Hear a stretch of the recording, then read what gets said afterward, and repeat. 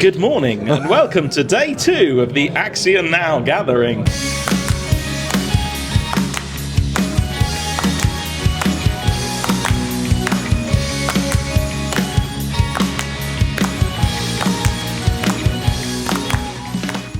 It's the morning of the Milton Keynes. Is it still called the Gathering? This one, yeah, I think. I don't know. Let's ask Francois. Yeah, big Axion event. Looking forward to it. We've got most of the team here this time. Yeah, except who are we missing? Poster Boy, no. Poster Boy, straight off the back of his WPN qualifier win. Got 2 smashed at UEA last night, couldn't make it. Who else are we missing? Alex. He's, to be fair though, as much as I credit Alex as a player, he's very pioneer focused, right? So yeah, this is a bit of a modern one, modern centric. Yeah. Double modern Saturday, modern Sunday. But as it is, it's about fucking 7 in the morning. The unhinged members of the team are on their way to Starbucks. Crisp morning. I've been up since 4. From the lovely guests near us, just fucking screaming in the corridors. Yeah, you've been screaming and running. Yeah. Yeah, it's Carterper, I heard. Not as bad as Carterper. That'll be said. Carterper was worse last time, Jesus. Excellent Magic traders. Very noisy neighbours. I think the most unhinged thing about it is last time when we were staying in Birmingham, Carterper were literally rabid till like 5 in the morning. Oh, they burned the candle at both ends. And then I got up at 6:30, and they're outside getting in the taxi, ready to go. Fresh as a fucking daisy. Wild shit. But yeah, Milton Keynes, we're in Legoland, gonna get a coffee, and then it feels good coming back to Milton Keynes though. This was where it all kind of... This was the first big event we went to, wasn't it? Yeah, I rate it. It's good venue. Keep it up, Francois. Hey.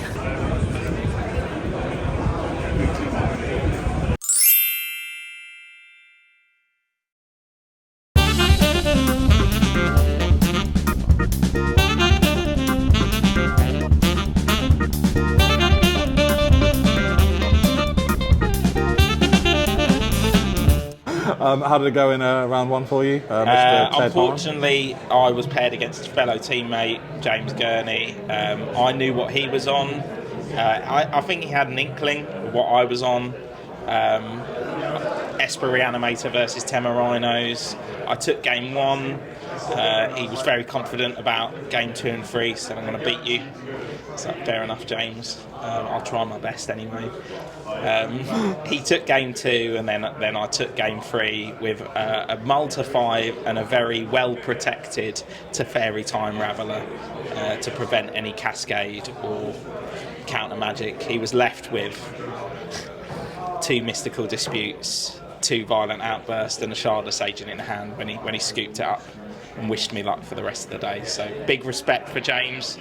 Wish him all the best for the rest of the tournament, but I'm glad I took that one down, especially with an off meta deck. So. Yeah, I think you've set up pretty well to catch a few people by surprise. Yeah, I'm pretty sideboard against the instant speed stuff, so I hope I'll continue on, to be honest. Nice one. Well, good luck in your next round. And Thank you. I'll pass over to my man, Mr. Baalham. Come on in, son. Straight in.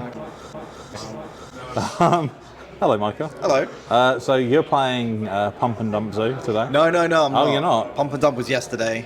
Today we're playing like the... Educated, the thinking man. Yeah, the good list. Oh, okay, how did round 1, 2-0, 2-1? 2-1. I lost a die roll. My opponent just scape shifted on turn 4, I think. Nice. But then games 2 and 3, I just had enough counter magic to stop them and just whack them with a big old Carvu. Nice. Yeah. What made you make the change between yesterday and today? Because you did pretty well yesterday, right? You won. So I scrubbed out the main event, then went and did the rebound and went undefeated. But I don't know, just fancied a change. Fair. Are you playing bindings? Yeah. I'm playing the adult list. We're playing removal. We're playing card advantage. No pump spells. Nice. Well, I'm sure.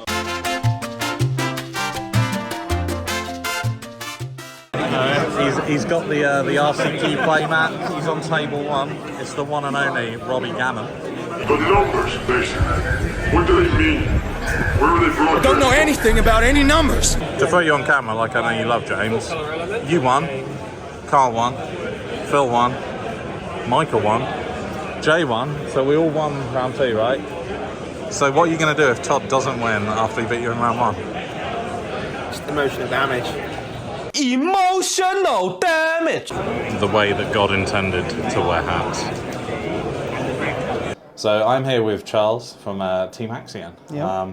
I got the pleasure of playing you, I think, for the first time at that questionably prize structured. Yes. I have to admit, I was like a bit, oh no, I lost, I didn't get it. And then when I heard about the prize, I was like, never mind. Yeah. But I'm not a Pioneer player, and I was definitely violated by Red Black on that occasion. Like get one of the best players and play one of the best decks.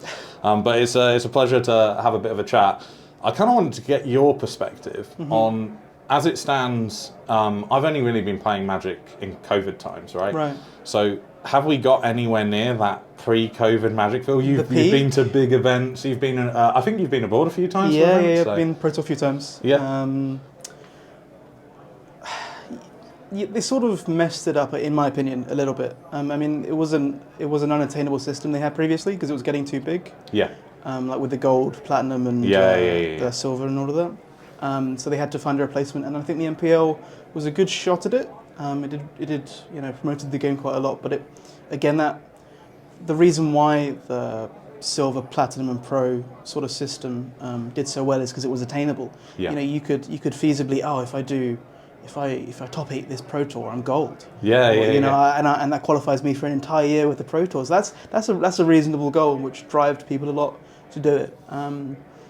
And the MPL sort of was pushed out of reach for a lot of players. I mean, including myself. I didn't think I could make the MPL. I mean, that requires a level of skill that it's crazy, really high. I mean, 32 players out of how many millions play Magic? Yeah. I think that's a lot of the problem with barrier to entry. Totally different to playing, but it's like to become an L3 judge now is that almost feels unattainable as well. Exactly. And, you need people. To, of course, to run these huge events. Yeah, exactly. How do you think the new system is faring? Are you a fan? Definitely better than it was. Yeah. It's put my spark back in. It's it's attainable. Yeah. It's not as good as we had before, but again, I don't think we're going to go back to that. GPs and pro points and the player levels were just not good for the long run, right? In terms of the format switch as well, in terms of like 3 month. Only Right, Pioneer, Modern. Is that something you're in favour of? Yes. I mean, it's cleaner. Then this is the year. It starts in January, ends in December. It's you got the segments, and it makes sense as well because you got the now all the PTs line up with the set releases, which is better, right? Yeah, 100%. But yeah, I think it's definitely feeling like it was pre-COVID, which is good, which is sort of what you want, right? Awesome. So are you going to be hitting the Pioneer RCQs a lot? Or? Yeah. Just trying to get back on. I mean, I qualified for the first Pro Tour and didn't do too well in that, but that's. Where was the first one? It was Philadelphia. Yeah, I knew it was the States. I couldn't remember where it was. But I mean, to be completely honest, even to go is a huge achievement. Like, of course, No, so definitely. It's super cool. And I think it's one of those. I think there's didn't Raul from Team Axion? He's a bunch of people. Seb and Alex Rohan, the brothers. Yeah. They both qualified. Sean Goddard qualified. And Raul qualified as well. For the one coming up next week, I think. Yeah. I know when Raul is shooting off straight from this. One yesterday and just couldn't play today because he has to pack because he's flying on Monday. Yeah, that man's a machine. Yeah, honestly, that experience of my first time meeting Raul was when there was that RCQ at Athena, and he came around late, lost, and then never dropped a game. Yeah. It's like when you see someone do that, you can have some luck, but you also have to be incredibly Of course, skilled. that man is very good at Magic. Yeah, for sure. It's really funny because he was talking about taking a step back and then he's like, okay, after this event, I'm gonna maybe try and not qualify, and then he goes and qualifies. Like, well, guess they didn't want me going. yeah, for sure. Well, I won't take any more of your time. Just for some context here, you were 5-0. You have double ID'd into the top 8. It's how many spots? 2 spots. 2 spots, yeah. 2 spots to play for. Yeah. So best of luck, and I'm sure you'll crush it in the top 8. Well, thank you very much. I'm here with Michael Baalham, acclaimed zoo aficionado of Team Templar. He woke up today, and for the first time in... How long have we been, friends? It's coming up to, a year now, right? I'd say it's almost our anniversary. Yeah, almost our anniversary. And I've been begging Michael to play Leyline Binding and correct choices in the zoo deck. He has since gone back to fucking Team of Battle Rage and absolute pump and dump shenanigans. But today he woke up and decided, I'm going to play the gentleman's version of Zoo. Yeah, we're keeping it classy today. And you just won your last round.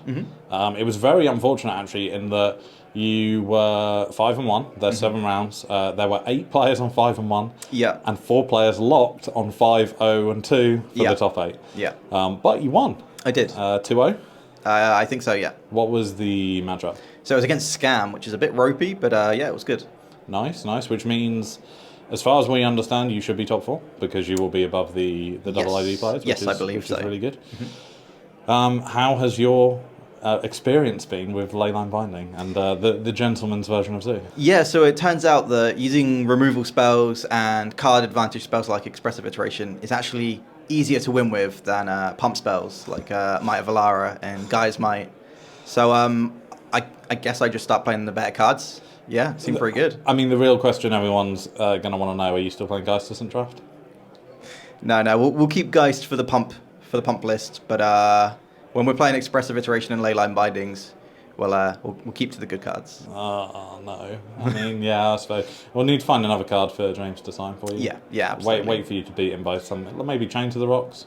Yeah, maybe Chain to the Rocks. You know, if that beats him in a game, that'd be quite appropriate. Yeah, absolutely. So, in terms of what you've seen of the matchups around you, what are you looking to avoid in terms of the decks? Have you seen anything has anything been more problematic, like in the general meta? Nothing in particular is like I'm scared of is like it's really, really powerful. I think all the matchups are reasonable. I just don't want to play against Yawgmoth.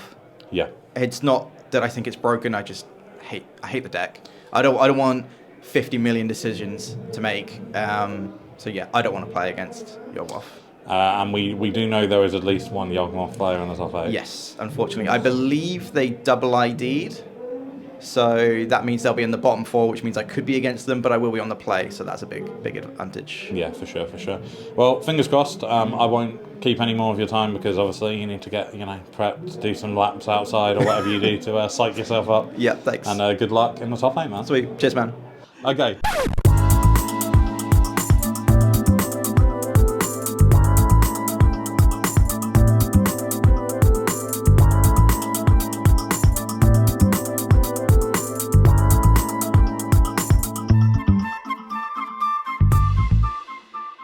James Gurney was literally following us and then just disappeared as he... I think too late. The elusive minute. Get him in here, get him in here. Nah, get him in. Used to look in windows. In you come, James. Get him.